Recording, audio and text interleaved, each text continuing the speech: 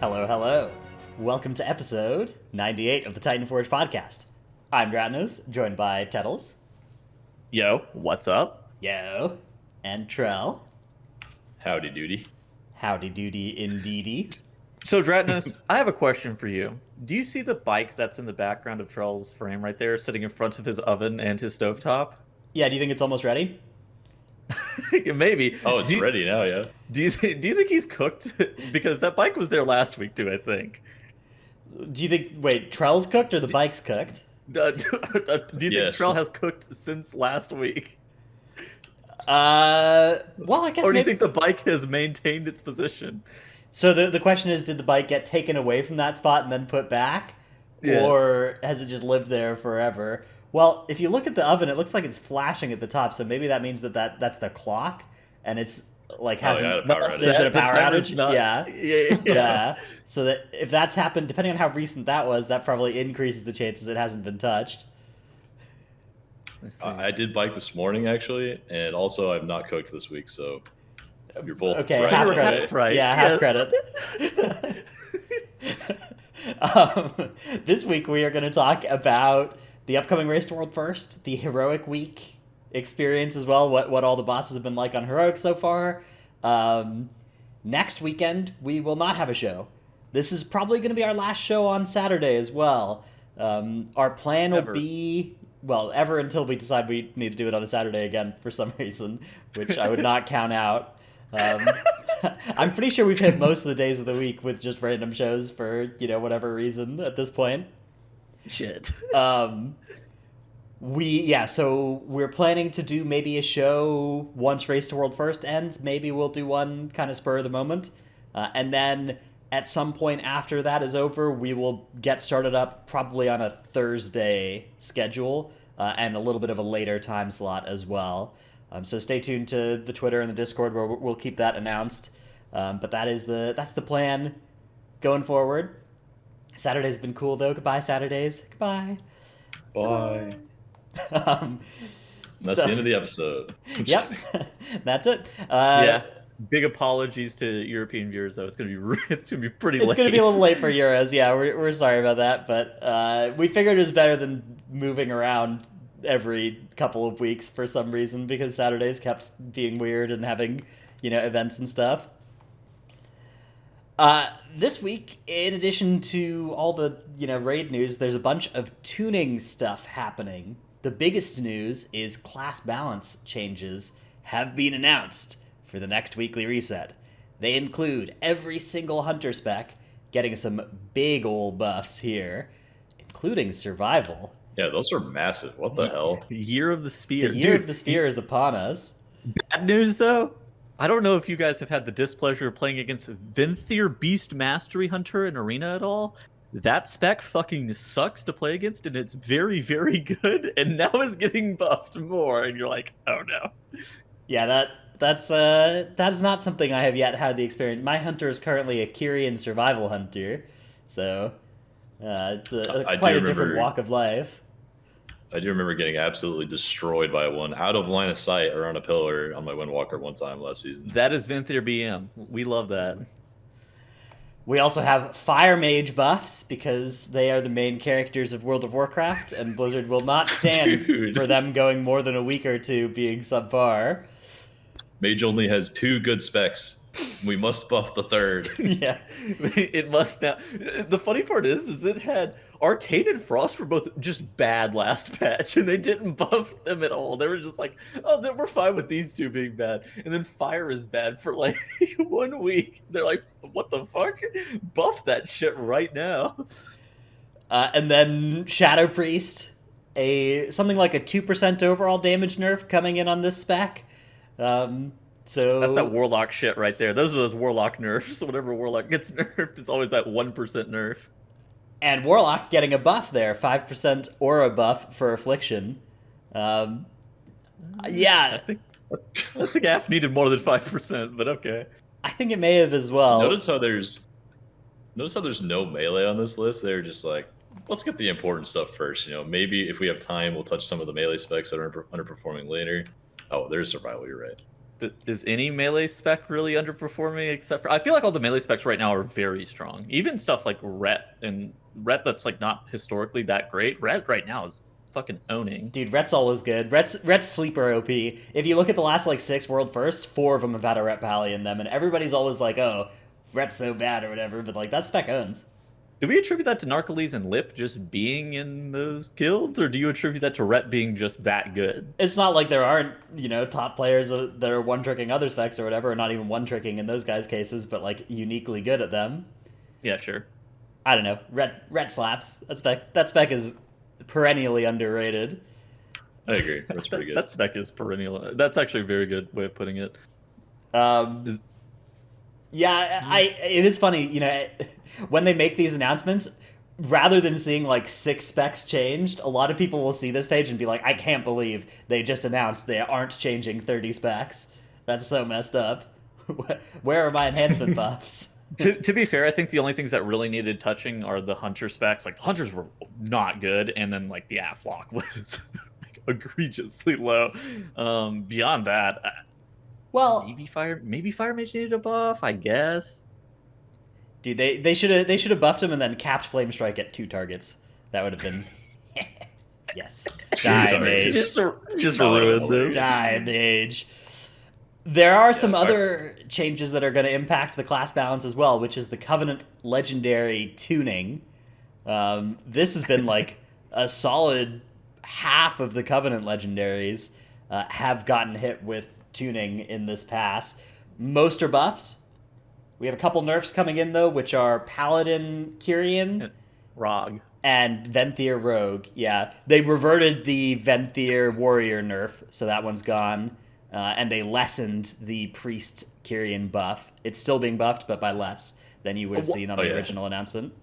Why couldn't they have done this, prior to the patch? This patch was a rush job, Tettles. They were trying to get it out to market as fast as humanly possible. Okay, it's only been a couple of months since the expansion came out, so things are operating on a tight timetable here. I don't know. I mean, it's kind of normal for tuning changes like this to happen at this time.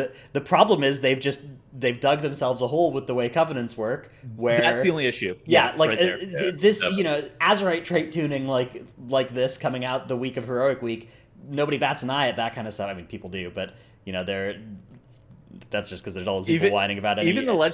Even the legendary tuning, dude, you haven't crafted that legendary yet. The legendary by itself is kind of whatever, but you've already made a decision based on your covenant is the problem. Right, yeah. A lot of these either do or come close to causing you to reconsider your covenant pick, which they did give us that covenant forgiveness last week, so it is possible to swap back reasonably quickly, but it's still yeah, I mean, I think it is just a limitation of the system where they put themselves in a spot where normal balance tuning feels really sketch because of how how much of a choice has been kind of locked in.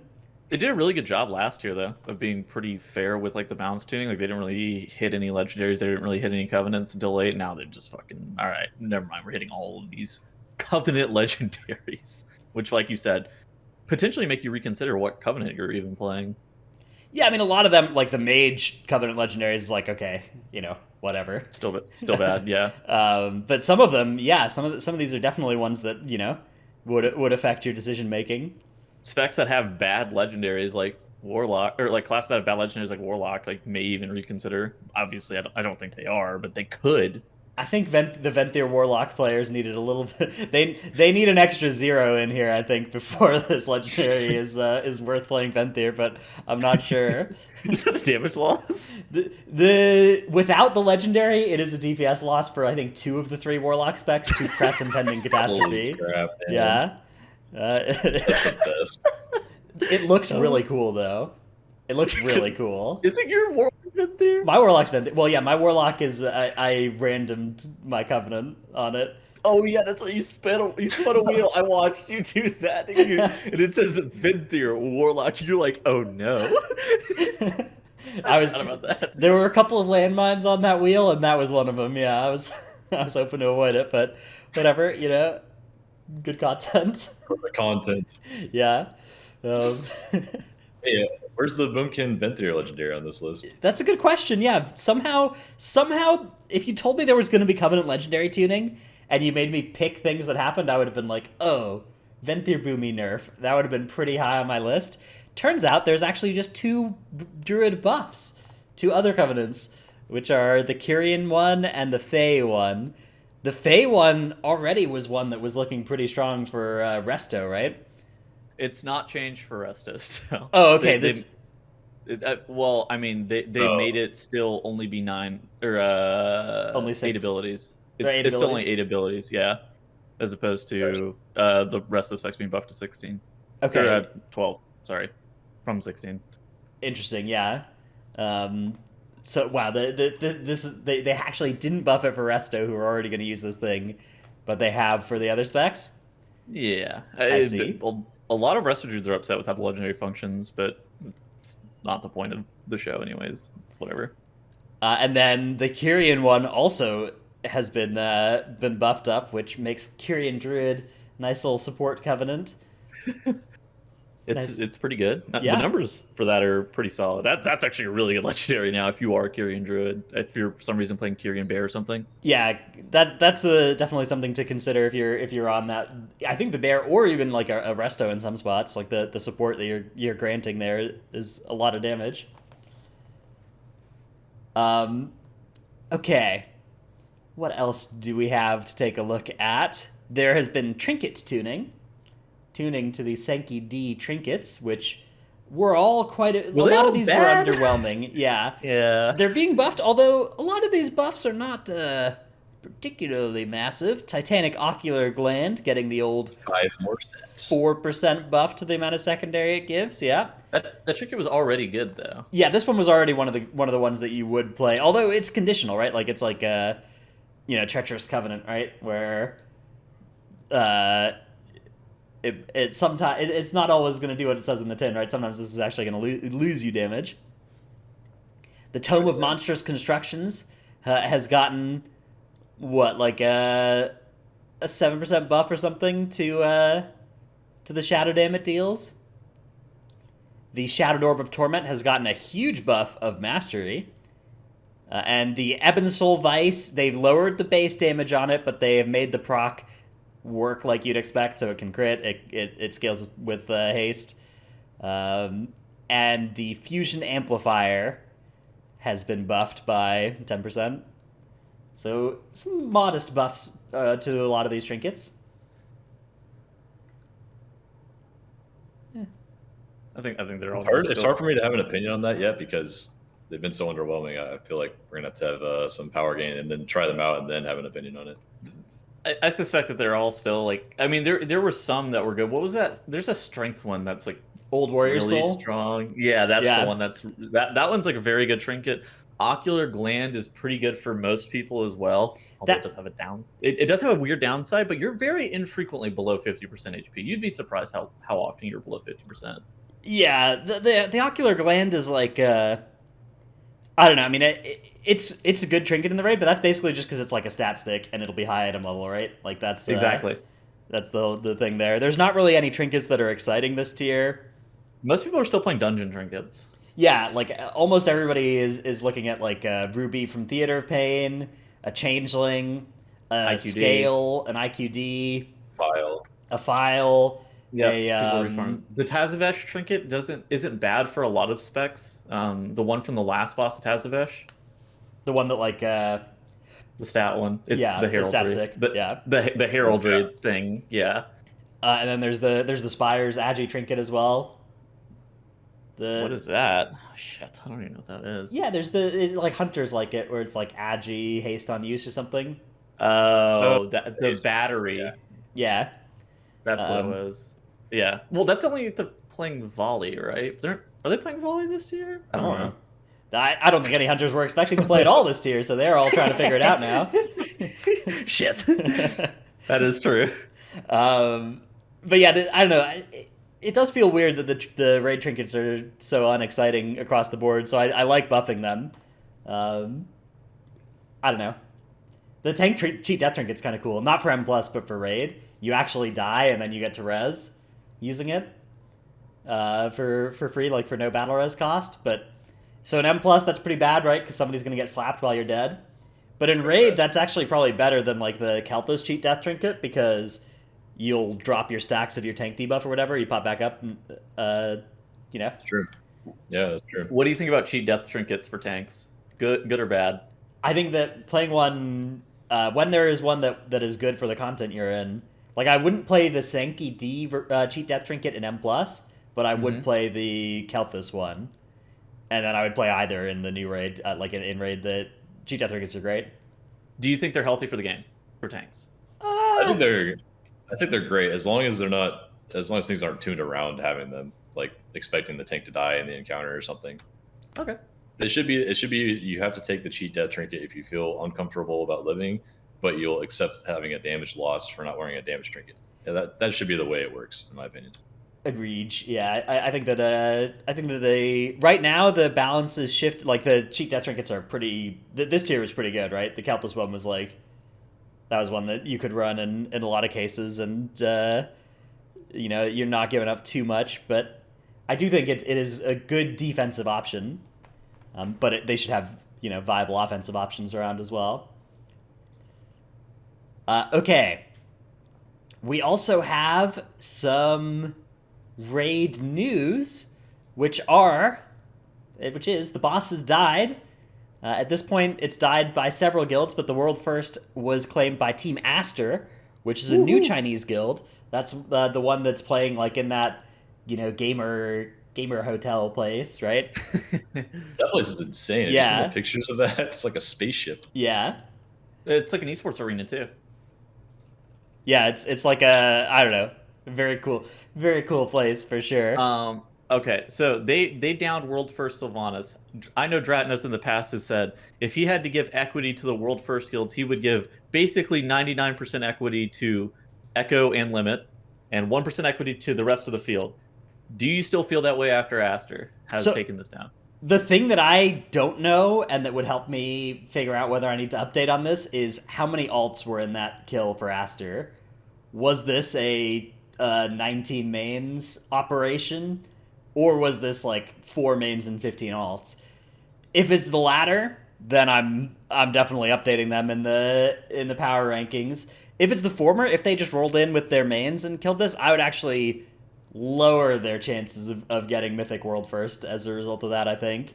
Because I think that would indicate, an inefficient use of Heroic Week time. Yeah, true.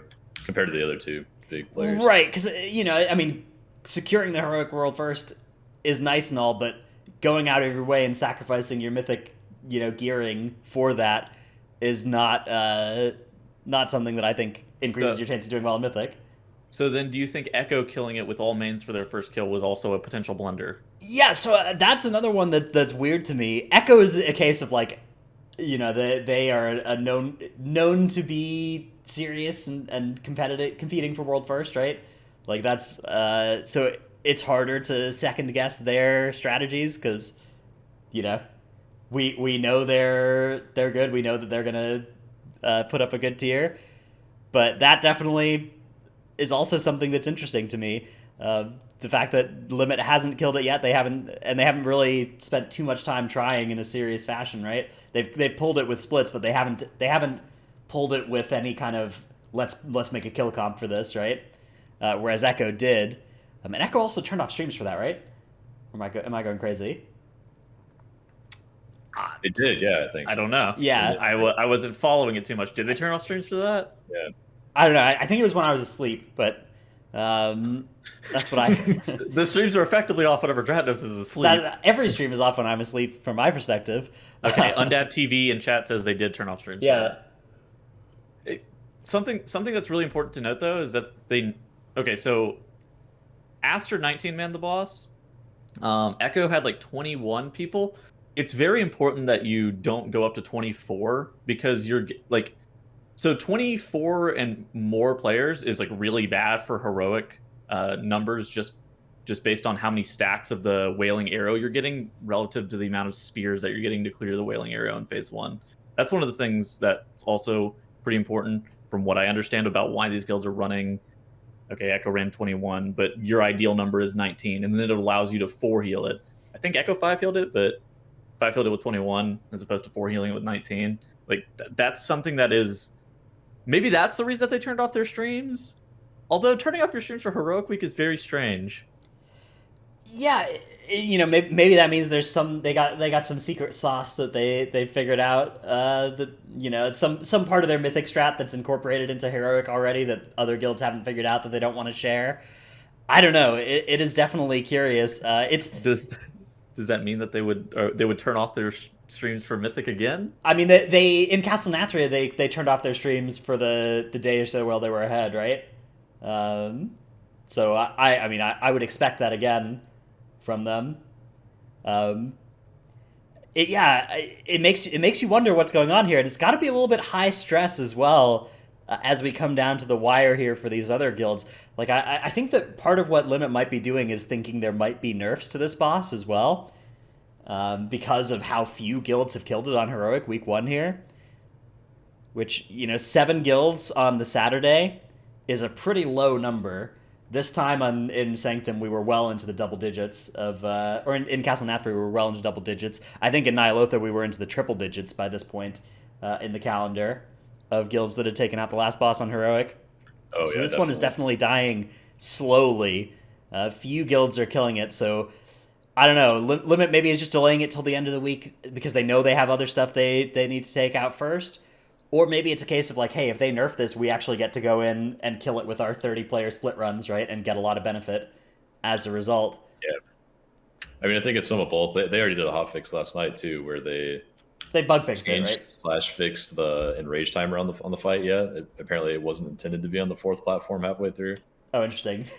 Yeah, that would make it easier as well then, yeah. Yeah. It'll be interesting to follow. It's kind of hard to tell who is getting the better of this week. We'll just have to see when Mythic Terror gets pulled, what item level have these players made it to? It's going to be that's really going to be the best way to figure out who has gotten the best of this week.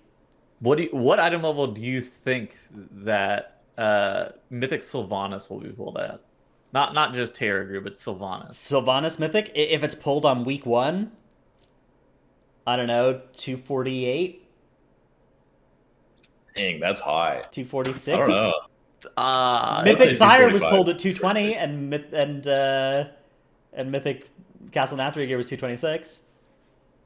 Okay. But there was also 5 VOE slots, and people weren't going to be wearing... Yeah, but there was also people wearing, there was no Valor upgrades to fill out 1 or 2 of your extra slots. Yeah, but you would have rather worn a Mythic Plus piece than a normal raid piece, and now you're going to be wearing normal raid Shards of Domination pieces, aren't you?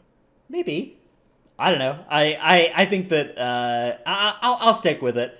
248. Okay. 246 to 248 that's my prediction for item level of Sylvanas first pull, if it's pulled this week. If it's pulled next, like if it's pulled on Mythic week 1. If it's pulled later than that, then add an extra 5 item levels to that thing. Yes, correct. I think that's true. Also, the PvP gear from Castle Nathria was pretty big too. So that's a loss coming into this season as well. 6 item levels per slot. 244. Yeah. So that's true. That does lower the average item level. PvP gear is still good, by the way. That's the players still getting that 2100. I think it's only worth PvPing this season if you're going to get 2100 like the first or the second week. I think that PvP is just like a pretty big time sink. You'd rather be just like slamming Mythic Plus, trying to work towards Keystone Master with your time. I mean, obviously, if you can do all of it, then right, yeah, that's true. My guess. Getting to KSM gets you the same gear that you could get from Duelist, right? Yeah, with Valor upgrades, but it's pretty limited. It's limited by the Valor season cap.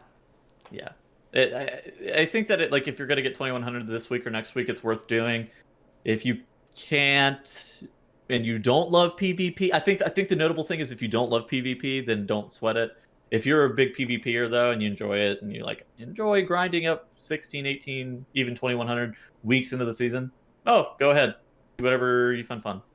I think there's a lot of good gearing options this tier. Obviously, the best is Mythic rating, but I do think there are a lot of good gearing options now. PvP gear It is will, yeah, definitely good. it is definitely good that they balance Mythic Plus and PvP gearing from the perspective of raiders, because you can choose what you want to do this time instead of having to do one or the other.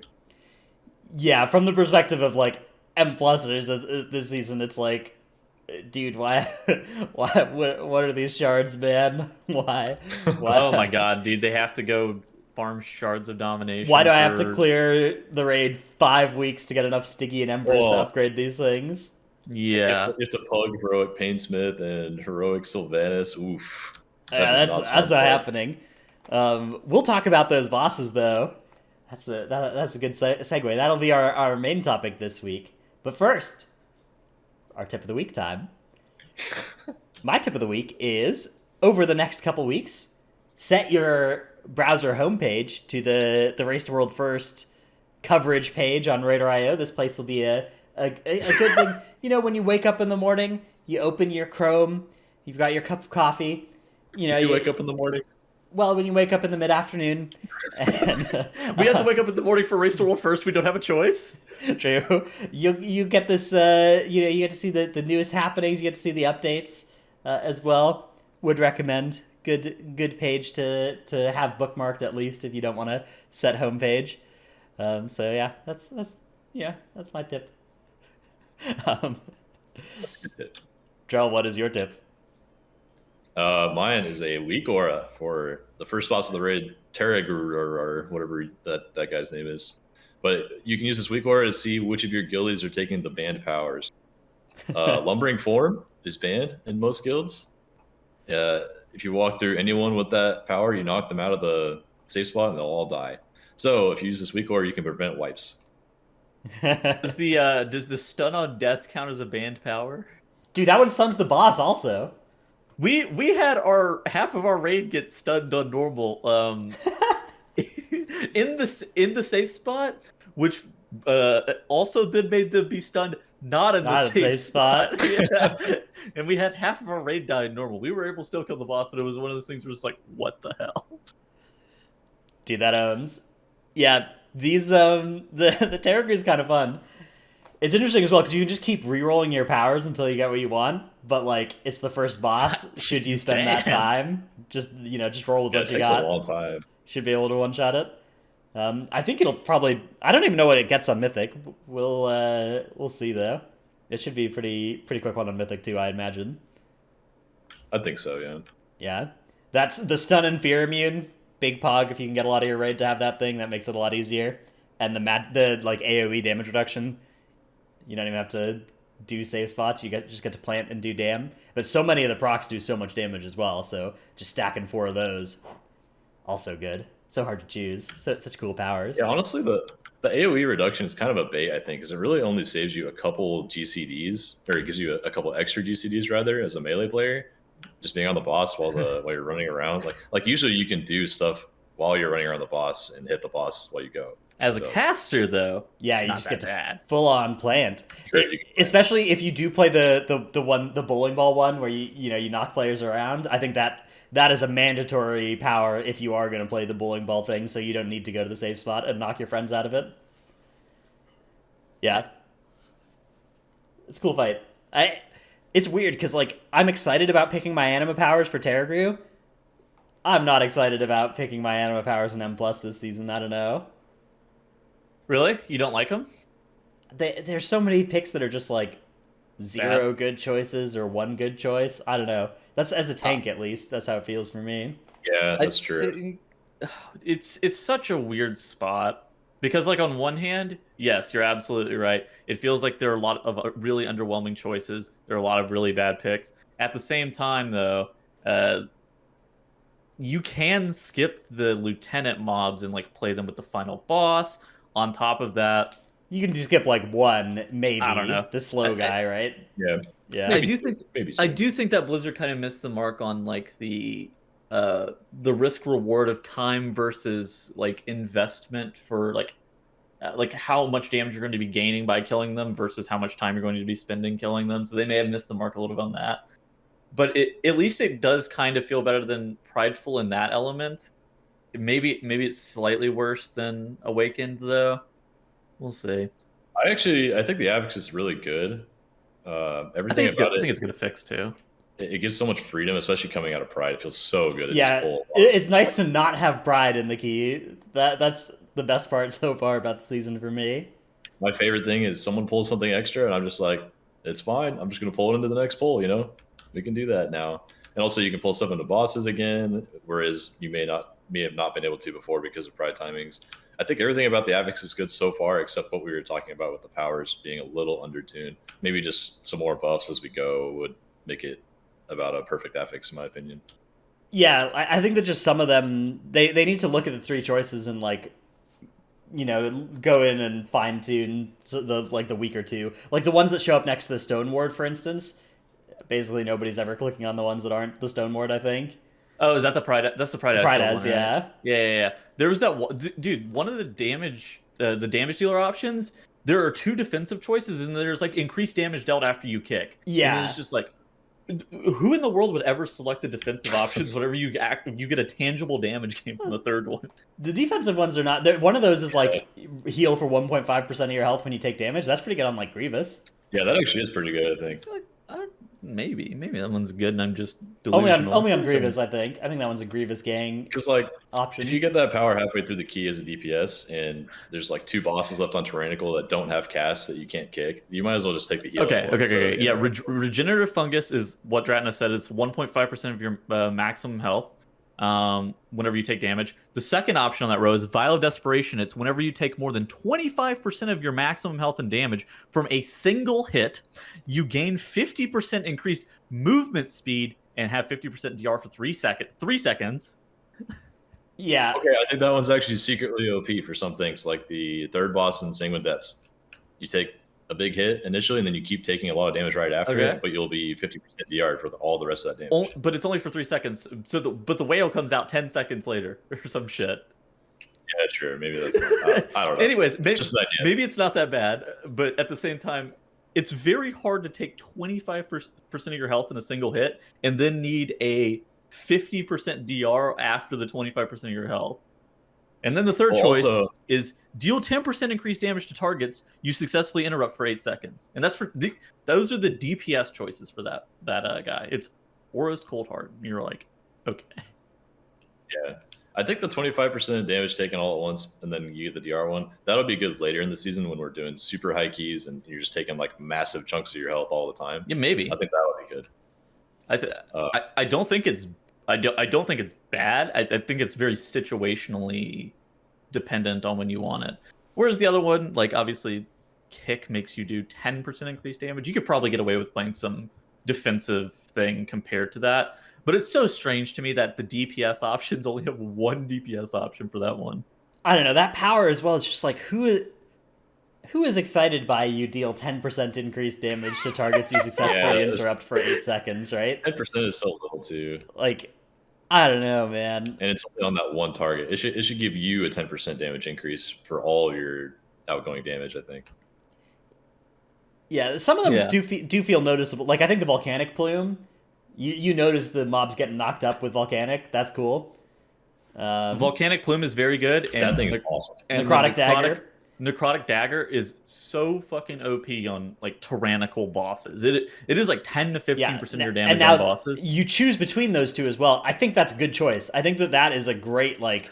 You don't need 4 volcanics. You don't need 3 volcanics in your group. Having 2 necrotics and then 1 volcanic, or having 2 volcanics and 1 necrotic, that's honestly a very good decision. I think 2 volcanics is going to be the play because the 3 slimes and the other side right before the Mechagon boss. Yes. Those things never cast one time with 2 volcanics in the group. It is so good. Huh. Yeah. Okay. Interesting. I think it's like dungeon dependent as well, right? Like it's do you need that? Do you need the single target dam? Right? Are we fighting up against Are we theater painting? Yeah, some boss that just the theater painting. You just take 3 necrotic daggers. 3 daggers. Or whatever. Yeah. Exactly. That's what I'm saying. Just like 3 daggers. I think. Okay, if Tazavesh was for some reason a thing, like the upper Tazavesh area doesn't have a ton of trash. All it has is those Murlocs, but like just take 3 necrotic daggers as well. And you're like pretty vibing. Dude, I can't wait for upper Tazavesh. Volcanic might be a problem in that area because it would keep the Murlocs in their healing fish stick they put down. That fish stick has a 60-yard range. You have to kill the fish stick. That's Never that's mind. it's not an option to move. That I've tried this. I've pulled that whole area on the PTR, and that fish stick has infinite range. Dude, I had a 5-minute pull in that section. Because you tried what we tried on the PTR We and pulled knew that it 4 was packs. trapped. Yeah. Yeah. we And eventually won. It took a while, I told though. Squishy, just kite it. I'm sure the fish stick has a small range. It's just a fish stick.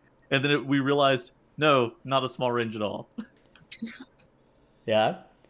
I'm excited for Tazavesh once that makes it to M+, though, yeah. But I do hope... I think they should look at that Necrotic Volcanic row and make every row have 3 choices as, interesting as those two, at least. But obviously That that's row a lot is to ask. really good. Yeah, Yeah, that that also row has is Champion's really... brand on it, which is like a solid default. A solid just, it's never that bad to click that button.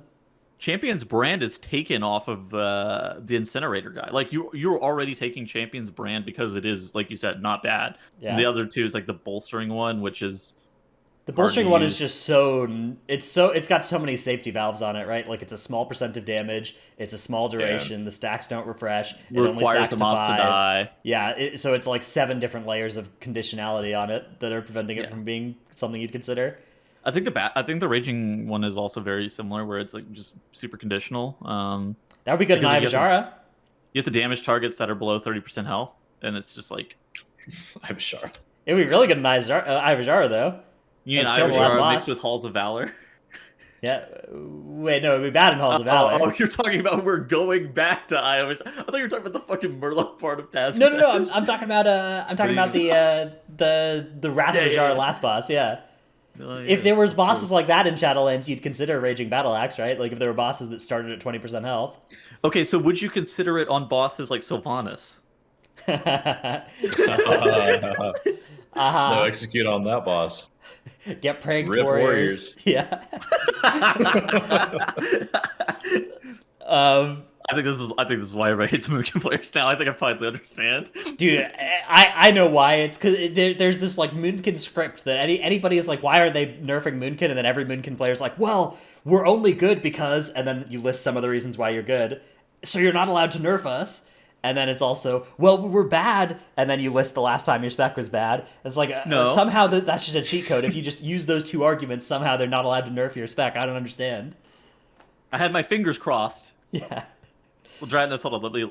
I'll link you a good tweet. You probably shouldn't show it on the show, but I'll link you a good tweet just for yourself. All right, let's clip of the week. All right, let's move on to our clip of the week segment. This one comes from J-Funk Gaming, powerful Windwalker extraordinaire, playing the old Necro Windwalker on Nalthor the Rhymebinder here. Oh yeah, this is pretty sick. So, is this Bone Dust Brew increasing the damage of that spear? Yeah. That shit. Yeah. J-Funk Gaming got that whole entire covenant changed. Oh my goodness. What was the change actually? I forgot to read that post. I don't think it works with the carrying weapons anymore. Or did Oh, it? it just got removed. I'm pretty sure. Just make it so it doesn't work with the weapons anymore? Okay, that's good. At least it's not like, okay, we nerfed Necrolord by 75%. Yeah, Because of this, right? That would have been the nightmare. It may have actually been that. I'm not 100% sure though. That's really funny though. But yeah, the way that worked is Bone Dust Brew kind of replicates your damage at a lower percentage on your target while it's up. And so if you use the weapons before the fix or whatever, then the weapons just did like 75% of their damage again right after their 100% value. So it just destroyed the boss. Yeah. J-Funk Gaming pulling a Rex Troy according to chat, which pretty true. Just randomly one-shotting bosses on a 20 seems very fair. Yeah, 21, right? Yeah. That's a lot of IO. We need that IO. You need that Valor. Yeah, we need that for Valor upgrades. By the way, if anybody's looking for some Valor numbers going into next week, it's like if you can get to 1,500 score this week, then you're on track to do the same thing next week and get to 2K. Because it's Get the rating. Yeah, get the Keystone Masters. Oh yeah, true. it's 15s in time across both weeks, but 16s in time on one week will let you go down to 12s in time on the other week, so the flexibility goes up pretty quick as you Do we as know you what go a little higher. Do we know what the affixes are next week? We know they are fortified. something. We know they are that is- tormented. Okay. We do not know the others. Okay. Yeah. I didn't know if it was ever announced what the affixes are. Like, Please no bolstering. It is 10 weeks of question marks in our future. oh, pain! Why, Blizzard, do you do this to us? What's the worst possible combination it could be? Maybe bolstering necrotic? Fortified necrotic bolstering, yeah. Bursting. Bursting necrotic, that's right. Yeah, that was the I worst remember that affix one. combo ever. That's the one. Oh actually. god. Fortified necrotic raging. The necrotic raging is like, it's actually not that bad a combo though, because you just kite. You just kite. You know, mobs get to 30% health, you get to 70 stacks of necrotic. You want to get out anyway. Time to How go. can you justify that not being the worst affix that they could make? Because the counterplay is the same to both affixes. So I guess. it makes it easier. All right, so then what would it be? Inspiring necrotic force? Wasn't that in the calendar? Inspired, Yeah, that was in season tyrannical. one. It was Tyrannical tyrannical. inspiring necrotic. It could be though, because they kind of flipped the affixes. Maybe. Maybe, yeah. They did make this tyrannical week pretty easy, right? It was tyrannical raging volcanic. That's pretty good tyrannical week actually. That's a primo It's a fun tyrant week. week. Yeah. Yeah, unironically. And the first week we had this season was bursting storming fortified. That was when it was still prideful, but we assume that will be a tormented week that we get in 11 weeks time. Also a pretty good week, I think. So Yeah, true. So far of the 2 weeks we've seen, they're 2 pushable weeks, which is nice. Okay, let's move on to our main topic, which is the Sanctum D, the Sanctum of Domination. True. How have you guys been enjoying the raid this week on normal and heroic difficulties? I've really liked it. The raid's been super fun. I think every boss was kind of cool to do a short progression on heroic and then kill, except for the very last boss, which we'll talk about. But I don't know. I think the RP of like the way they designed Sylvanas just made it a little bit unfun. But every boss leading up to it was really cool in the context of that boss. I think for me personally, I think they finally fit their stride with like the mid tier bosses. A lot of raids in a row, we've had like these mid tier bosses that have like pretty gimmicky, like 1 or 2 mechanics that really define them. And a lot of the times it's like, oh yeah, this is pretty good for a mid tier boss. Oh, this is pretty good for a mid tier boss. Now I feel like they're having really well rounded mid tier bosses that do have like polarizing mechanics, but at the same time are like a fully structured boss, and it's not just I'm floating around fighting a fish. Yeah. Well, that was an early boss, right? Okay. I don't know. I mean, there's a kind of equivalent with Terragru this tier, right? Where it's Terragru's kind of like this is a fighting gimmick, fish. but I think Terragru's a fun gimmick, whereas Blackwater Behemoth was it was a gimmick that was okay because it was undertuned. Artificer was also a gimmicky boss, right? Yeah. In a similar way. It's just like move the seeds. I mean, the gimmick was for Artificers, move the seeds. Well, it was either you use the portal for all 3 mechanics. That was kind of cool. But even still, I didn't feel like it was a super well-rounded boss. And then you have stuff like Painsmith, and then you have Fate Scribe, which I feel like are just very well-rounded fights. First off, I would say that we got to be careful with our thoughts on how these bosses felt in Heroic. On Heroic, Zymox felt, I think it was like, oh, this is a cool idea. This is a cool mechanic. True. And similarly on Heroic, Stone Legion Generals, we were like, oh, this is a nice, pretty easy boss. Not much going on here. Then we got to it on Mythic, and it's like, oh, this is the single worst thing to have ever happened to humanity as a species. I do think Mythic Fate Scribe is going to be kind of like Mythic Artificer, where you just have a chance to just do no damage and get every single mechanic and have to leave the boss the entire fight. Fate Scribe's mythic. Okay, we're not even there yet. But Fate Scribe's mythic mechanic is that there are lasers that go from the runes to whenever the rune is moving. There are lasers that go from the rune to the boss that's in the middle of the area, and so you have to like the outer ring has to have priority for like moving. Or the inner rings have to have priority for moving their thing. The outer ring has to move it later, but you need the outer ring to move theirs really fast. So you have to be super careful about. Well, you just have the people on the outer ring get off their rune as the inner ring is crossing over it. Yeah, exactly. It's maybe maybe you have the inner ring people do a little loop around if theirs is close and the outer one is far. I don't know. These are going to be the opposite mysteries. direction. Oh shit, that's so smart. I've never actually thought about it like that. It's going to be cool. I actually, it's going to be a cool one conceptually. It's just a question of like how much of a pain is this going to be to implement, but we'll see. Anyways, we'll talk about that a little bit more in a second. Yeah, I mean, one thing I think the bosses are very good though. I do think that's something I want to say. I have enjoyed them on heroic as well, but again, well, actually, in Painsmith heroic, I think is pretty. That is causing pain for like a lot of raids and bugs. I've seen a screenshot with 100 or more wipes to that thing on heroic, with less than 10 wipes to all the earlier bosses before it as well. So it's a huge step up in difficulty on heroic. If you are on heroic and struggling with that boss, I would say add a healer to your team is a big thing that will make it easier. A lot of damage on that fight that needs to get healed. Yeah, I think it's a huge healer fight, and it's a huge mechanics fight. Like, the traps are pretty hard to deal with. The traps is what is the traps in phase 2 and 3 are the mechanic. If you do that, you kill the fight. My advice is have a ranged blow up the traps for you. Yes, and make sure you're prioing killing the spiked ball immediately. The spiked balls should not reach more than like halfway through the room on heroic. You make sure that you just blow it up and send your whole entire raid through first. And then the people with the circle around them will then be able to follow through. But doing this thing where ranged players like to just stand there and continue casting on the boss and let the balls roll over them, and the people with the chains are not able to follow through in line, really annoying for the chains people. Also, make sure you hit just the one ball. No need to press Starfall on. That's not true. Don't listen to him. He's wrong. Press Starfall. You need to move while casting. He's wrong. That's true, actually. Don't listen to the Moon Kids, man. They're trying to pad. It's not about padding. It's about casting. Unbelievable. Yeah. That fight probably has the most movement out of any fight I've seen in a very long time. I would say that Painsmith, Guardian of the First Run, Fate Scribe, and Kel'Thuzad, though, on heroic at least, they do hit a really high bar of like, oh, these are interesting, unique fights that have a lot of cool stuff going on for them.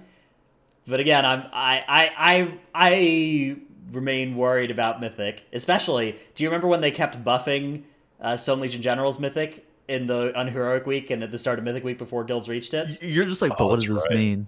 But what does it mean? Well, they buffed the hell out of that fight right before Mythic. They were like, nope, we don't want them to kill this boss right off the bat. Fate Scribe Rocalo buffed yesterday on Mythic difficulty. But what does it mean? What could it mean? Tank damage increased by 50%. Are they gonna break spell queuing on the boss too? Oh shit. But what does it mean? We'll see. Is that the next? I'm paranoid about the next SLG. Where will it be? When will it strike? One place hopefully never again. We're pretty confident it won't be Terragru. Terragru can do no wrong. That is a good boss. True. I like that one. Fun, gimmicky intro to the raid. The one thing that I think is maybe interesting about it is I think that some tiers have a first boss that's like harder than the next couple bosses, and that actually has some nice effects for mythic pugging, right? Like if you think about a tier like Eternal Palace, if you could kill Abyssal Commander Savara, you could kill Blackwater Behemoth and Radiant Sajara, right? Like those were easier bosses than Savara, and that was nice because you didn't get locked to like if you think about BOD, right? You kill Champions of the Light, and there's a good chance you couldn't kill Grong. Like half the groups that could kill Champions of the Light could not kill Grong. More. Yeah. Yeah, Grong was like Painsmith levels of healing right off the bat, second boss of the raid. Yeah, so I think there are some like logistical arguments why it is nice when the first boss in Mythic is like a actual let's make sure you've got your metal prepared. But in general, I don't think that's a big deal. I think that more important is just creating fun and cool boss fights, and I think Terragru is a cool, fun, accessible first Mythic boss that also has good... It is nice when the first Mythic boss is easier as well, because that means more people get into Mythic raiding, which is always good. It also has Shards of Domination pieces on it, like, not a bad thing. I think that overall, for what this tier is, Terragru being as easy as it is really nice. I also think that, like, while it's not hard, it's, like, not an unfun boss. Yeah, Champions of the Light ended up being just kind of like a troll boss where it was like pretty unfun. Whereas I feel like Terragru, you kind of get something new every week because you're selecting different powers. Yeah, that's true. And the mechanics aren't that bad on the boss. It's not like a fully fleshed out fight because it is really, really easy. But at the same time, you got some dodging, you got some people who have to take a specific power to soak the stun, right? You need to have the immune from stun effect power. Like there are some things that you have to do, and I do like that about the boss. Eye of the Jailer is the second boss in the raid. What I think that this is very similar to like it's a good intro to like a raiding boss. It's the damage That's is a good way to put it. very lenient. Like for what you need to do, the amount of DPS you need to do is very lenient. But you get punished for movement only on this boss, so I think that I would classify this as like a good early intro to raiding boss. That it punishes you if you have bad movement, punishes you if you don't really know what's going on, but at the same time, it's like not that hard. I don't think it's bad. I think it just is what it is. Second boss of an instance, right? Yeah, I actually I don't mind it either. It's only they reduced like the number of phases in this thing, which is good. On PTR there was like 7 intermission phases, which man, Two is plenty. 2 is plenty. Honestly, two yeah. is plenty. Yeah. Not a fight that I've actually hated though. At least on heroic. The 9 is the third boss in the tier, and this is the structure of the tier, which is kind of interesting, right? It's like linear, kill 1 or 2 bosses, kill the next boss, kill the next 2 bosses in either order, and then you get to the end of the tier. It's kind of an interesting structure of how you can move through this raid. It's mostly just linear, but you get these 2 points where you get to make a decision about where to go first. The 9 is not one of them, though. In terms of difficulty, though, I would say that Terragru and Eye of the Jailer pretty easy fights, and then you have like the 9 or Zul and Soul how do you Render. pronounce that? Yeah, Soul Render. Okay, sure, yeah, Soul Render, and that's like the next cluster of like difficulty of fights, and I do think that that's like the 9 is certainly a step up from Eye of the Jailer. Yeah, again, it is like heroic difficulty as well, right? We'll have to see on Mythic, because on Mythic they do sometimes, completely change which fights are actually... Like, if you remember on Heroic Week of Castle Nathria, Huntsman Altamore was the hardest fight of the first, 7. And then on Mythic... Huntsman Yeah, was true. awful on Heroic. Yeah. But then on Mythic Week, that one was as easy as Shriekwing, or almost as easy. Yeah, to be fair, I think that this... and then Enerva was also criminally, undertuned, and then Artificer was just one of the hardest bosses in the raid. So, you could imagine that some of these fights change in relative difficulties in Mythic, but at least on Heroic, yeah. The 9 is kind of a weird one. It's it feels to me like it would be a good fight to put at the end of a tier and make the mechanics hard on it. But, it's got, 40 mechanics, but it's so early on, and they're fairly manageable. That's true. It has a lot of mechanics for just being the third boss. It has this... I always think of Yeah. Harjatan from Tomb of Sargeras as a good... Was that the third boss? Can't remember. Yes. Could be, yeah.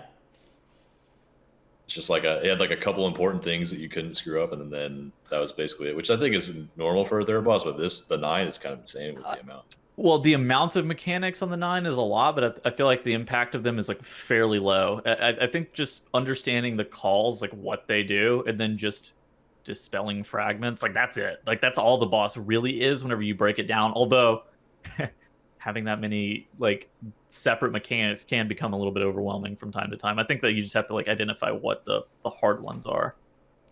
5,000 kills have been recorded on this first 3 bosses. We split down to 3,000 on the next 2 on Heroic. They are Remnant and Soul Render. That's strange, because I feel like Soul Render is equally as easy as the 9. I think, yeah, I mean... Yeah. The dance phase could kill you.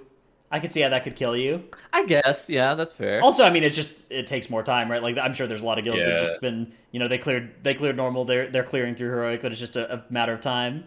Sure, that's fair. It's only halfway through the week for most people, yeah. Yeah.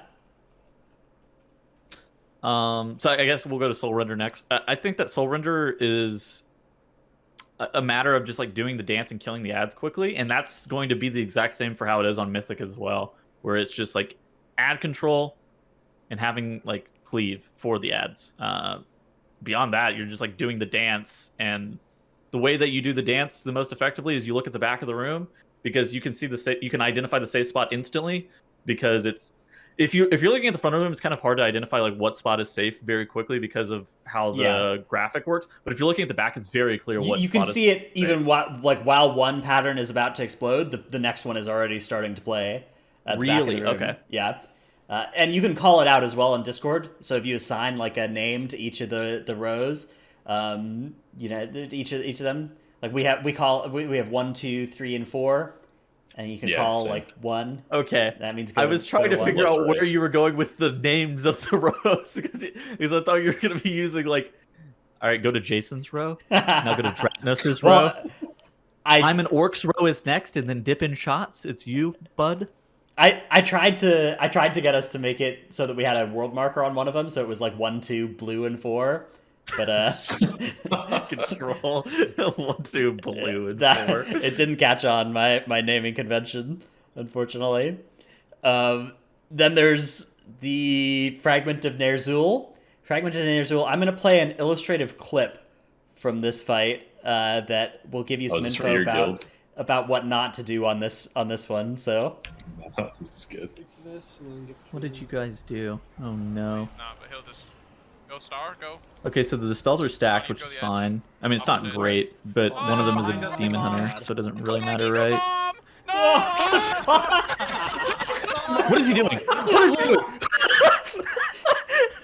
Man. That's melee brain right there.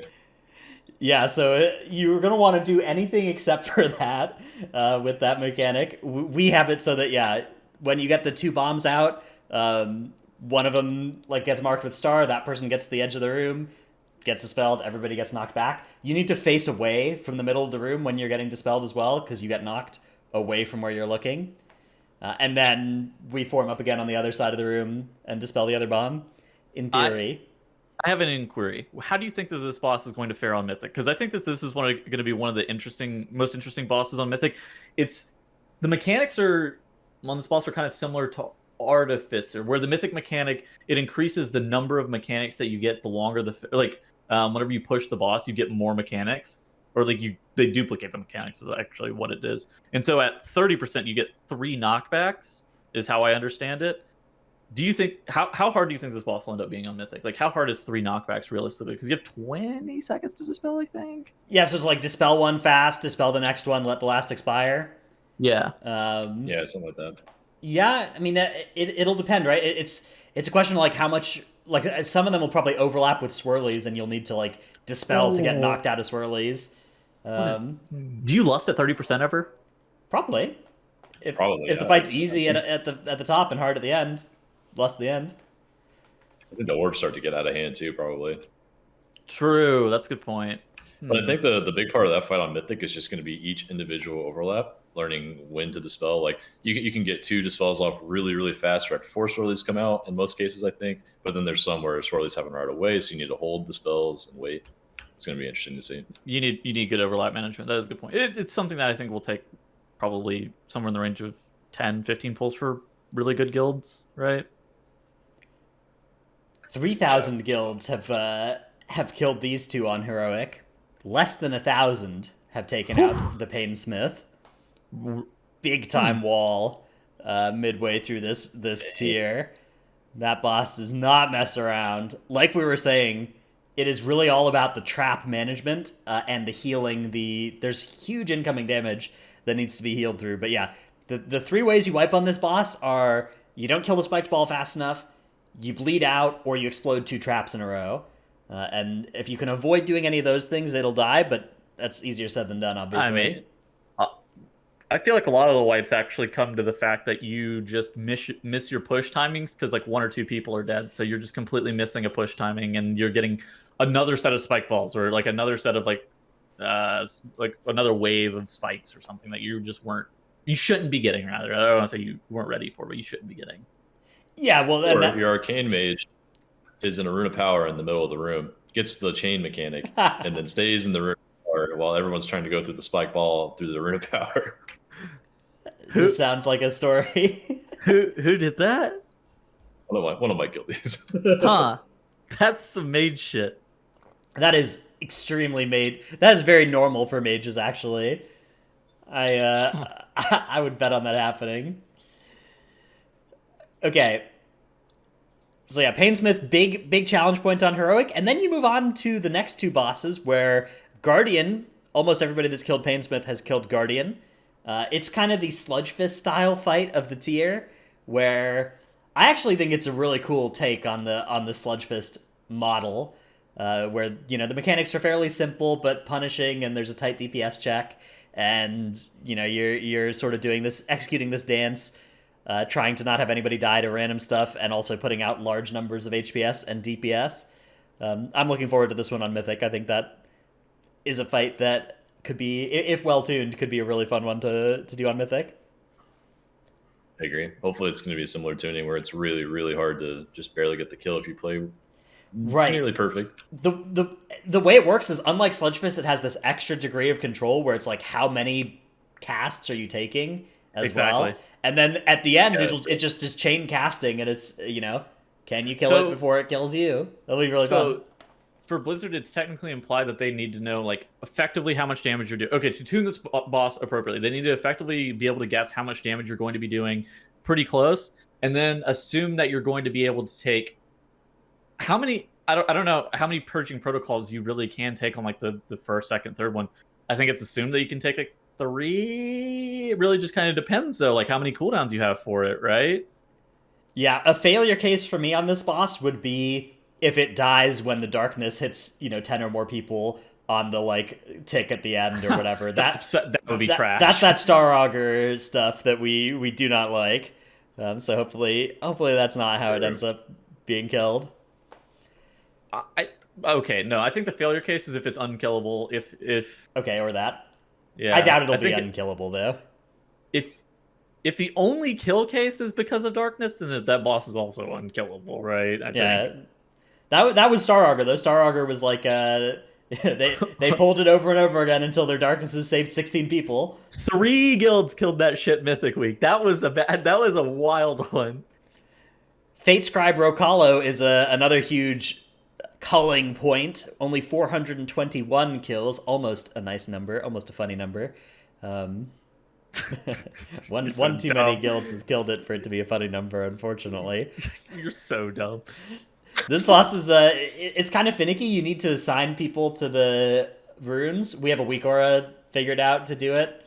That makes it a lot easier. The usual raid tool notes plus weak aura that reads from it and assigns everybody like a rune down the line. It's pretty punishing though. I mean, if you don't get to your rune within 10 seconds of the start of the intermission, if it's one of the long paths, you're gonna wipe. There's nothing you can do. It's over. Do you think this is just a boss that once you have a good weak aura for it, like once the world first weak auras are released for this kind of thing, it just makes the boss easier or like doable? Rather, I guess would be the question. Or do you think it's?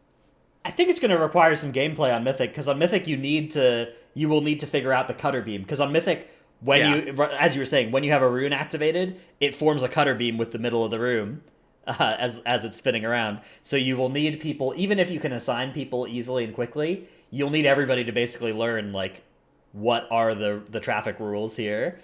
And I think that, it could end up being one of those bosses where at the end it's 20 people that are all on the same page about who should be moving which rune when. I think that's really cool. I love it when you get those. You sort of get this on Unat and Star Augur, actually, where 2 people, will explode the raid if they run into each other, and they both are able to actually predict how the other's going to move because you pulled the boss enough times to learn it. So that's how I'm hoping this one turns out as well. It's everybody just turning into a seamless machine. Yeah, that's going to be cool to see. Then finally, Kel'Thuzad, 242 kills, so another halving of the population at this point. This one on Heroic is a blast. It's actually, I enjoy this fight a lot. One problem it does have, there's a meteor soak that is very powerful to immune or sacrifice, which it's like it punishes you to actually soak it as well. When you soak it, it roots everybody who soaked it, but you can just go out and immune it, or something. I don't know if it has a mythic mechanic against that though. I don't know if on mythic it has that 4 people need to soak this or you wipe thing. There is rumors that classic Kel'Thuzad a lot harder than heroic Kel'Thuzad. I don't think that's the case. But Dratnos, classic Kel'Thuzad took 95 days to kill. That's true. Yeah, thank goodness they didn't put Muru in this raid, or our race to world first. We would be stranded. We'd be stranded in Texas for months. But we would come back with infinite money. Could you imagine commentating 16 hours of Muru pulls for every day for months? Dude. I honestly, I can't even imagine a 3-week tier anymore. I would be cool.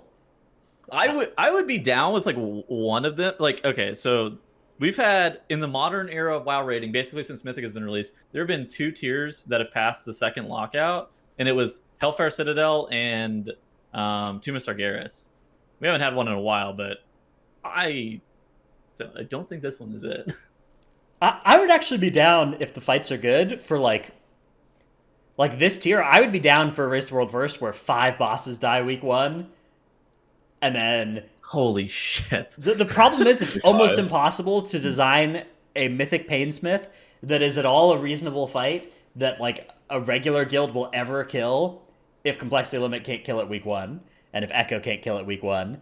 Like, if those guilds can't kill it week 1 with their 7 splits, is our guild gonna do? We are never killing it. Yeah, when we get to it, so it's so hard. I mean, I'd be down for a tier with like more than one boss surviving into the second week, and then the final boss surviving into the third week. It would probably just require like aggressive nerfing of those bosses as soon as they were killed to make it so that regular guilds could ever kill them. I bet the Shards of Domination will make the difference. Yes, 2% more damage for 15 seconds. Let's go.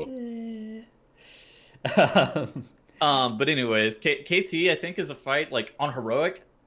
It doesn't have a ton of health, which I think it's a very good fight, and it doesn't change a lot going from heroic to mythic. But I do think that like one of the biggest things is just having more HP for this boss will make it a lot better to play. I think right now you can kind of get away with whatever. It has like very little HP. The last phase, you just lust and the boss dies kind of thing. I actually really like the last phase. Like the frost is slowly growing across the room. It's gonna be really cool on Mythic when you're just like backed into a corner and up against the growing frost puddles. I'm hyped about this boss. This boss was fun for me on Heroic already. Mm-hmm. Me too. I actually am a big fan of fights where you have like a slow build up. It's like kind of a long fight, and then when you make it to the final burn, you just kill the boss pretty naturally. Like that is a really rewarding boss fight in my opinion. Yeah, so there's 2 different like takes on this, right? Like I don't know, SLG for instance, I think is the bad way of doing this, where like phase 3 is such a letdown and so much easier compared to the other phases.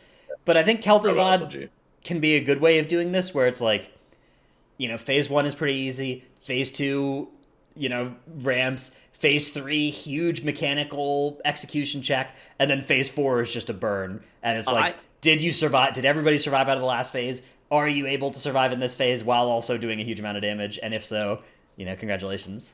I like the phylactery phase. I think that the phylactery phase and like making sure that you have ample CDs set. Okay, for heroic, it doesn't matter. We just like played like random ass cooldowns in that phase, but having like figuring out that puzzle piece of how much damage you really need for the phylactery and balancing that versus how much damage you want to put into the boss.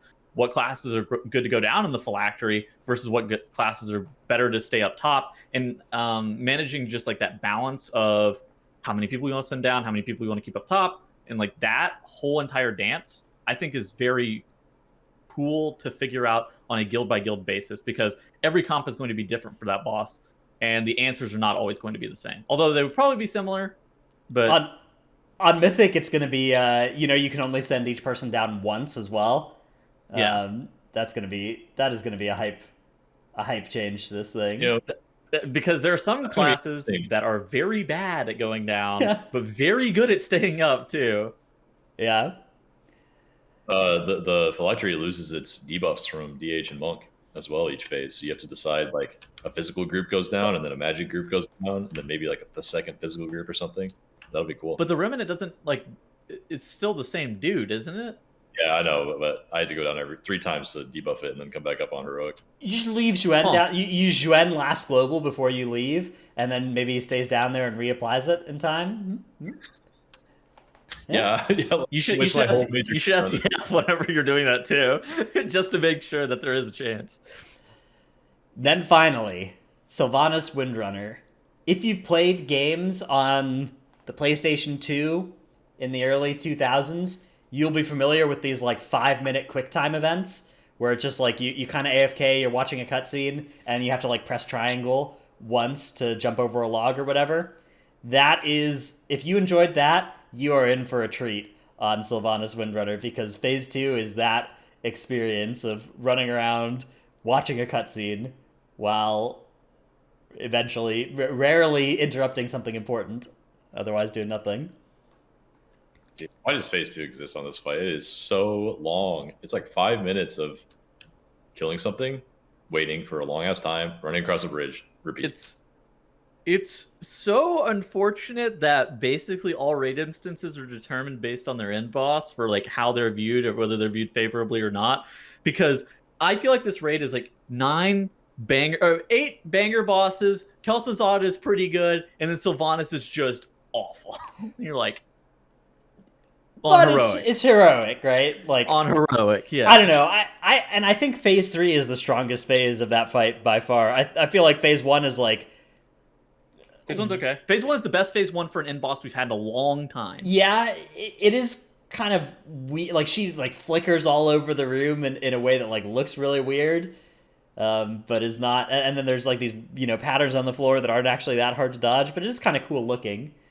Then Phase 2 is just, I mean, it is just like a 5-minute cinematic that you play through, and it's like Awful. I mean You're fighting like waves of ads, and you're like walking down a bridge. And you're like, why?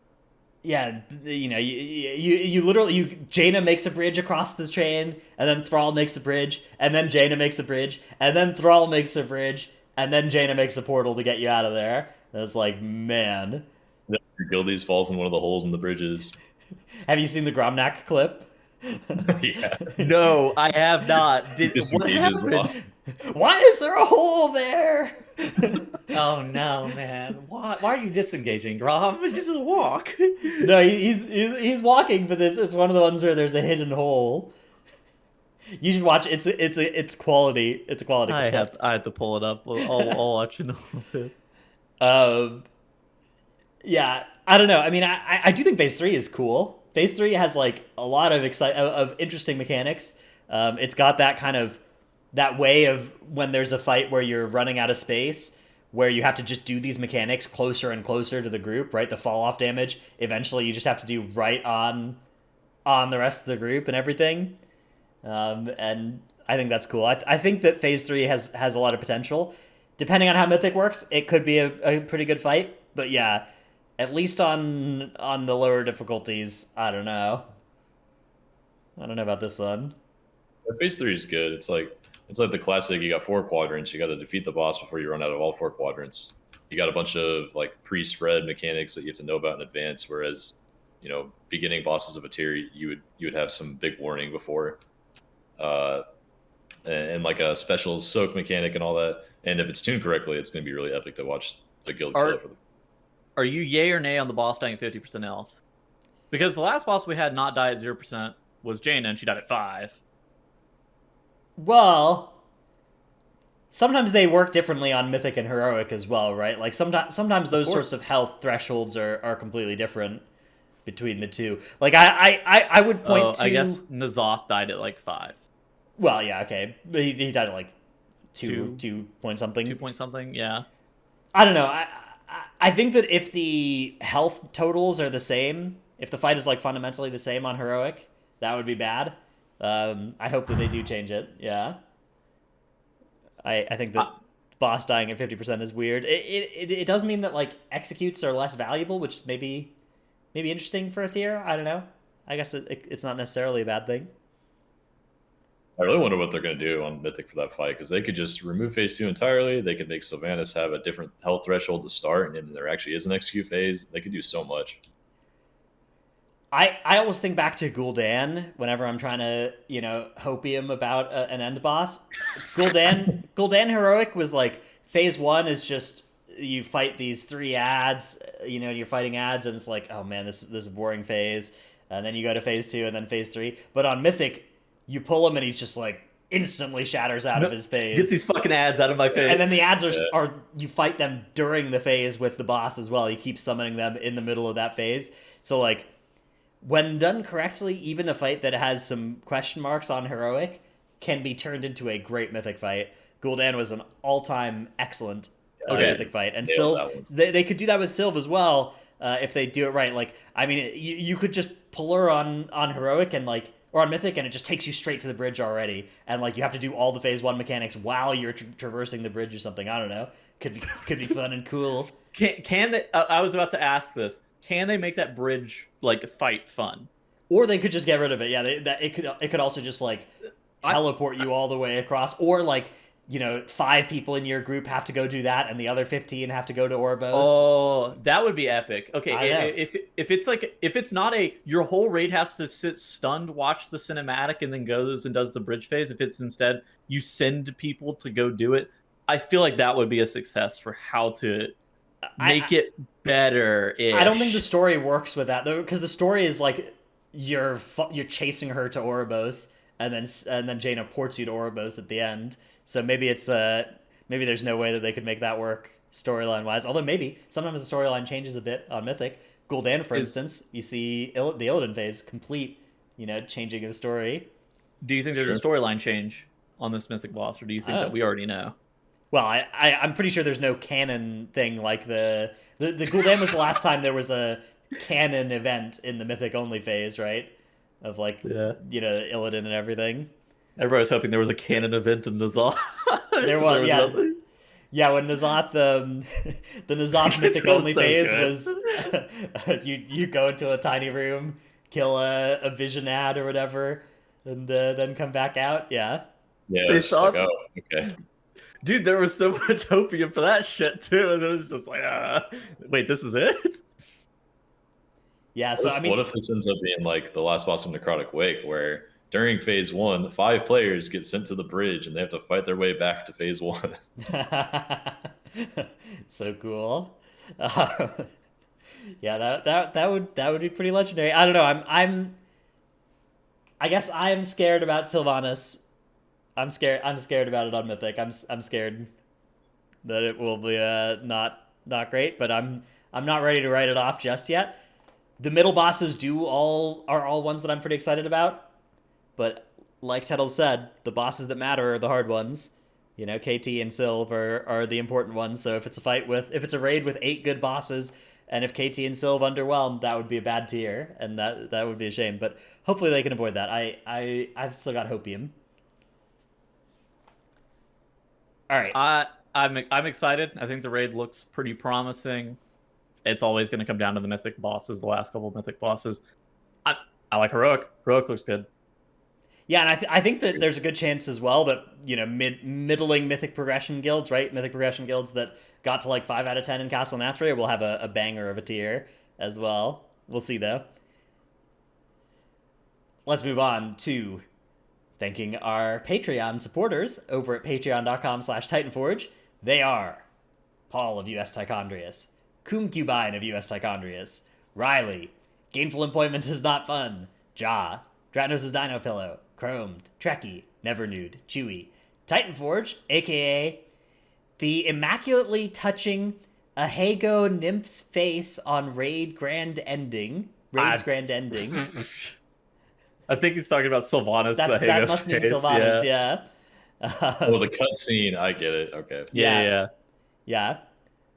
I'm glad she's getting a redemption arc, by the way. We didn't talk about that, but that's heartwarming. It's heartwarming to me. Sylvanas is getting a redemption arc.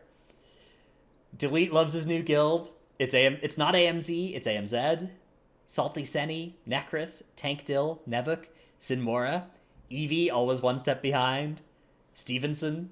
Love the Constantinople bit, take Light of the Protector and Frenzied Regen off the GCD, No Trick, I scheduled Tetal's Flame, Cutting Edge Sire Dematicus, Diemat, Paint stick figures are the best way to explain raid strats, Lufer, to everyone participating in Race to World First, good luck and have fun. Van Heelen of US Proudmoore, Brusif, Dratnostar's Abyss, They Touch Shadow Priest, Pepe Hands, Msanity, Xena, We Are Praying Hanny will pump in 9.1, Rogue is now good enough for Prague, but still bad enough to be sat for SLG, bless up.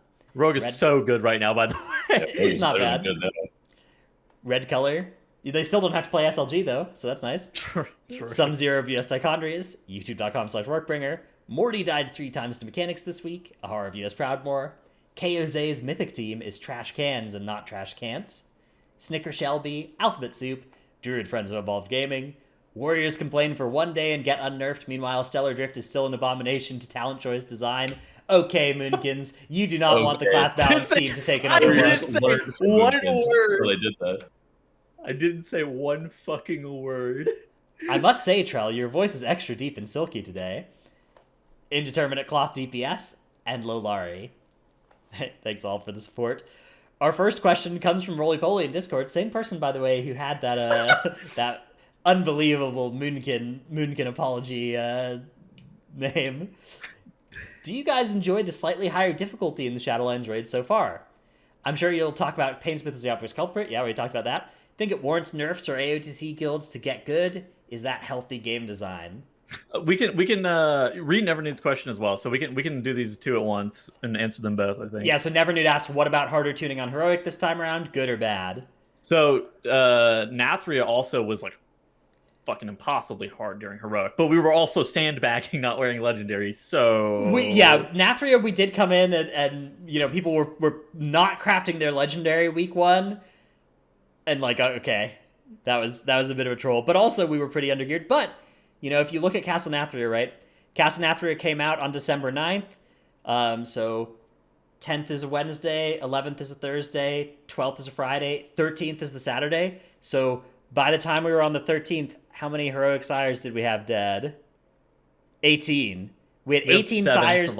18 Sires dead by the Tuesday, whereas Sylv, only 7 guilds have taken it out as of right now. So even Castle Nathria, twice as many Sires dead, but, you know...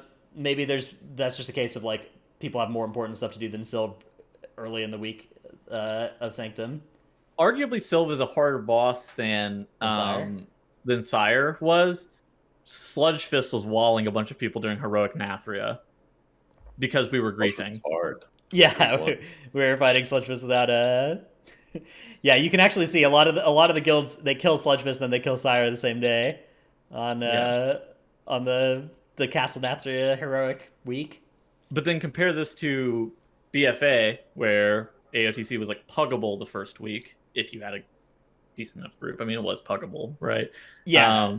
So in BFA, right, Nihilotha came out on the 21st on Heroic, N'Zoth dies on the 22nd, and the 20th kill is on the 23rd, and the 40th kill is on the 23rd. And the 60th kill is on the 23rd, right? So this boss is getting train rolled. Is that a word? Yeah. I don't know. Steamrolled. Steamrolled. There you go. merging phrases. Yeah, it is very dead. So that is definitely a difference. Heroic is definitely different than it was in BFA. I don't mind it. I think that, like, okay. For Mythic Progression guilds, having some difficulty on week 1 Heroic, and also, especially if you're doing splits, like if you're doing splits and it's hard and you have to consider cutting down on your splits in the last boss or getting good, don't mind that. AOTC guilds not getting AOTC week 1, also I think that's good, right? Like, I mean, if you're an AOTC raiding guild, if that's what you're about, is getting AOTC, and you achieve it week 1 of the tier, I mean, that's got to be pretty boring, right? You do 1 week of Prague and then 6 months of farm. So I imagine it's got to be a lot of AOTC guilds. It's got to be nice to actually like have bosses you progress on Heroic. I don't mind it. I think they're as long as the boss fights themselves are fun. I don't personally care too terribly much about the difficulty. Like, I would care if I would care if I was getting walled by a boss in my guild. Although it would be very strange for like guilds in the top 100 of the world to get fucking walled during heroic week. I think that would be a bit of a right. And people kind of look at this and they assume that's what's happening with Sylve because like your guild hasn't killed it and my guild hasn't killed it, but like we're just waiting for it to get nerfed. We haven't pulled it yet. Yeah, we have other stuff we need to do. We have a very busy week. We've two heroic splits, our two normal splits. It is something we're saving for the end of the week. So yeah, I mean, if we don't kill it this week, we'll be sad. But we're very confident we can do it with all mains. It's just... Exactly. I mean, my guild raids 12 hours a week. We don't do splits, but we raid 12 hours a week. On Thursday, we killed KT heroic within 2 pulls. Went and did normal on all of our mains to get gear, and then we're just like, we raid again on Sunday. Sylvanas will hopefully be nerfed on Sunday. If it's not, then we'll figure it out and kill it. If it is, if it is nerfed, cool. It's probably a pretty quick kill. If it's not, then we'll have to figure some shit out. I mean, I think my guild's gonna kill either way on Monday. We have a 9-hour guild, but we got a couple P3 attempts on Wednesday already. We're pretty prepared for it, I think. Not bad. You guys already done your normal? Yeah, we did normal. We did optional normal as well. Optional normal. So we raid 12 hours a week. of your 9-hour guild, how many of your raiders showed up for optional normal day? I think maybe all of them did. Maybe minus one. So the mandatory, it is in fact mandatory normal. Dude, this tier normal is worth more than ever because of Shards of Domination. Yeah. Like, I mean, let's be fair. Everyone showed up for the domination sockets because that's like if you clear just heroic, you're lucky to get one and maybe one gem, or just one or the other. Honestly, you don't get gems from killing the boss the second time on a different difficulty, which is nice. But the sakis are really good still. Like 226 Dom Saki pieces, those are really good. Yeah, it's a weird tier. The optional normal. Do you love optional content? Our next question comes from Aaron in Discord, who asks, heard that everyone in the raid group skips the cutscene, the 30-second stun goes away, and it goes straight into phase 2. Not sure if this is true, though. It is true. I've heard this is true as well, yeah. If everybody skips it, you just get to start the phase. We thought it was not true the first few attempts, and then it magically skipped at like 20 seconds remaining. We were like, all right, who was not skipping the cutscene every pull? Yeah, that's nice at least. And then we have the next question from 20-ounce Curls, who asks, do you think there's a chance it takes more than one reset to finish the race? More than one reset? So are we talking about like going into the 3rd week, or are we talking about going into the 2nd week? Probably going into the 2nd week.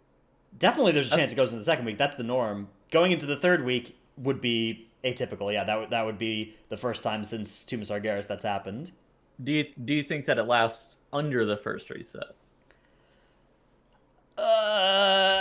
I think it probably goes 2 resets. Yeah. I think it goes... Because it's 10 bosses? 10 bosses is a lot. There's a lot of different ones that could take some time. I don't know. I mean, it's hard to predict, but I think that the safest prediction is just to look at what has happened the last, 5 tiers, and of those, almost always it goes into the 2nd reset, right? Is what Jaina was killed week 1. Gahoon was killable week 1, but the guilds didn't do it. Gahoon was killed 2nd reset, yeah. It was killed early 2nd reset, yeah. But other than that, it's usually Thursday of the 2nd reset, something like that. Wednesday, Thursday, 2nd reset. So I don't have any particular information about what the mythic tuning is going to be like this tier or anything, but I think the safest bet is to assume it'll be like it usually is. I mean, I suspect that Sylvanas won't even be killable the first. Dude, look at Denathris. Denathris was not killable the first reset too, and health wise, he was just. They would have pushed that boss at. They would have pushed that boss at 50% health, 45. They were already having issues pushing that boss. They pulled Sire on Monday because they couldn't kill SLG until then, right? That was a boss where we didn't get to see them actually do a week 1 progression with no gear. By the time they pulled it, they knew they were going to have more gear. My point was week 2, they were pushing that boss at 42.5%. It became much easier on week 2, but we didn't get to see what a week 1 sire progression looks like because Stone Legion Okay, General fair. is the source of all evil. It robbed us of that joy as well, of even figuring out if sire is mathematically possible week 1. That's so fucking good. Can't keep getting away with this. God, I hate Stone Legion Generals. All right. That's it for our questions, and that's going to be it for our show. We will return after the Race to World First is over, and then at our new time as well. Thanks everybody for hanging out with us, though. We really appreciate it, and we'll see you then. Bye. Woohoo! Bye.